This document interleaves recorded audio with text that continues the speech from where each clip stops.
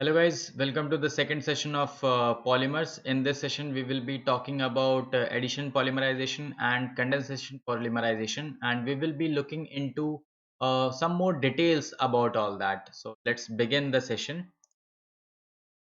So classification based on growth polymerization. So depending on the type of polymerization mechanism they undergo during the formation, we have divided into addition polymers, that is chain growth polymers, and condensation polymers, that is step growth polymers. So looking into more detail of addition polymers, that is chain growth polymers, they are following free radical mechanism. One of the most more important example is that of polyethylene. So polyethylene is starting from ethene, as well as it requires some heat or exposure to sunlight with benzoyl peroxide as an initiator. So this benzoyl peroxide, what it does, it starts the reaction. How it starts? Let me tell you that there are three steps. One is chain initiating step. Second step is chain propagating step, and the third step is chain terminating step. So in chain initiating step, benzoyl peroxide undergo free radical splitting. So this bond breaks and you see two free radicals are formed. Now again, another like this CO2 is again removed from here and leaving a free radical on this carbon here. So you get phenyl 2 free radical in this way. So if this phenyl free radical reacts with ethene, you get a starting part of the chain. So this is the chain initiating step.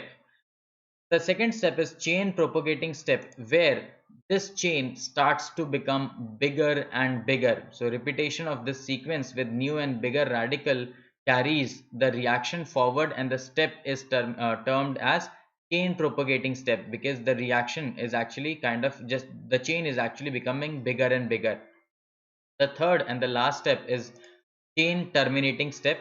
Whenever two such free radical react, they they give rise to no free radical. Okay, so since in the final product there are no free radical, it is polyethylene is the final product which is formed. This is chain terminating step. Now let us look into some of the important addition polymerizations, okay, or addition polymers. Polythene is one of them. So there are two types. One is low density polythene. It is obtained by polymerization of ethene dioxygen or a peroxide initiator and a peroxide initiator that act as a catalyst.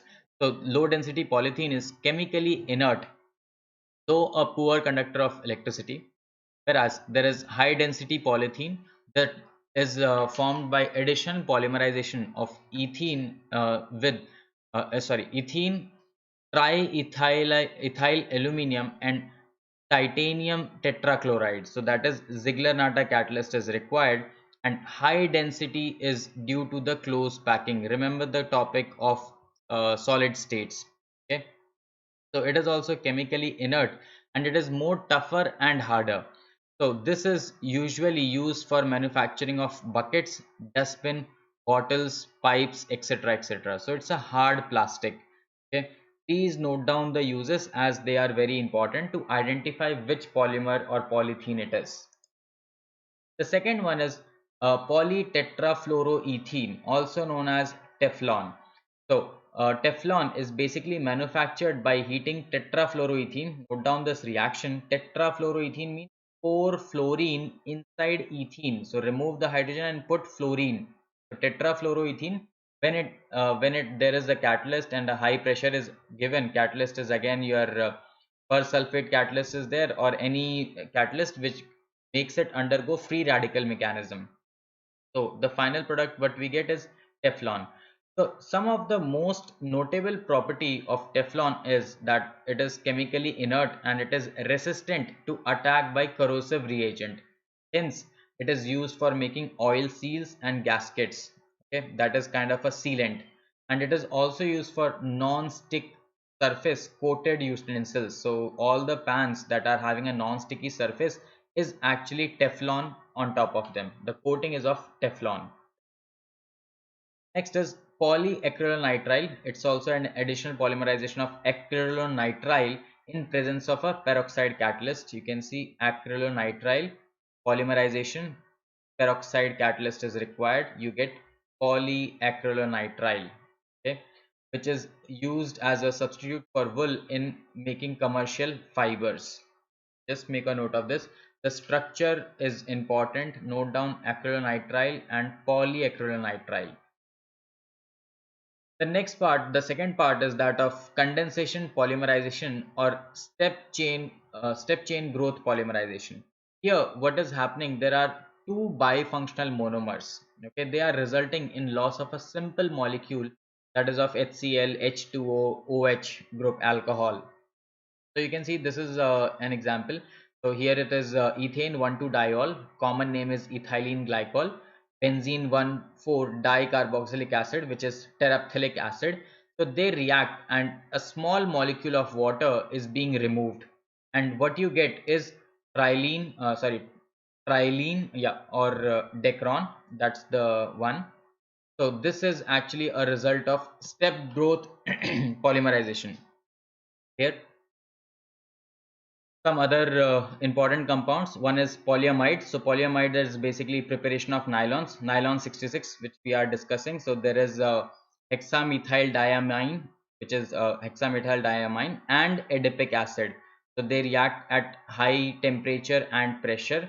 You can see the temperature and pressure. You get nylon 66, used in making sheets, crystals for brushes, and used in textile industry. Nylon 6, note down, obtained by heating caprolactam. So caprolactam is the monomeric unit for obtaining nylon 6. Same way, please also note down monomeric units of nylon 66 is hexamethylene diamine and adipic acid. Now, what is the use of caprolactam? It is used for tire cords, fabrics, and ropes. Also, note down the structure of caprolactam. So, it's a seven-membered ring which contains nitrogen and carbon single bond. So, if you heat it up with water, what you get is a polymer of nylon 6. So, it is nylon 6 because only 6 carbon are involved. Okay, the seventh one is actually nitrogen in the seven-membered ring. Okay, next is polyesters. So these are actually polycondensation products of dicarboxylic acid and diols. So two carboxylic acid groups or two alcohol groups. We have already seen the reaction of Dacron. So you can see Dacron or trilene. So they are manufactured by heating a mixture of ethylene glycol and terephthalic acid. Ethylene glycol, terephthalic acid at around 420 to 460 Kelvin of temperature in the presence of zinc acetate antimony trioxide catalyst. Okay, so Dacron fiber is actually crease resistance. So it's like it, there will be no crease formation on them. Okay, and it is used in blending with cotton and wool fabrics. So it is widely used in textile industry and also as a glass reinforcing material in safety helmet. So all the helmets of the safety construction worker, they contain some part of Dacron also. uh, then phenol formaldehyde polymer. So here we are going to see the like phenol along with formaldehyde, HCHO. So if you see that when they polymerize together, they form such compounds. You can see the structure, and if you put much more acidic medium and if there are many of such compound, they react, form what is we know as Navolac, which is actually used in paints. So this is one of the long chain compound. Now, if you further heat Navolac in presence of acid or base, okay, like if you heat it further with formaldehyde, it undergoes cross-linking to form an infusible solid mass. Now, this is your bakelite, okay, which is extensively used in electrical switches, handles of various utensils, phonograph records, and making combs. Very important. So first what you get is actually Navolac, that is from polymerization of phenol and formaldehyde. From Navolac itself, on further heating, you get bakelite. Okay, last one, melamine formaldehyde polymer. So you see this is the structure of melamine. Okay, very important compound. So it reacts with formaldehyde and gives a resin intermediate, and on polymerization becomes melamine polymer. Okay, it is used in unbreakable crockery. It's a very strong material, highly resistant, and very useful. That's it, guys.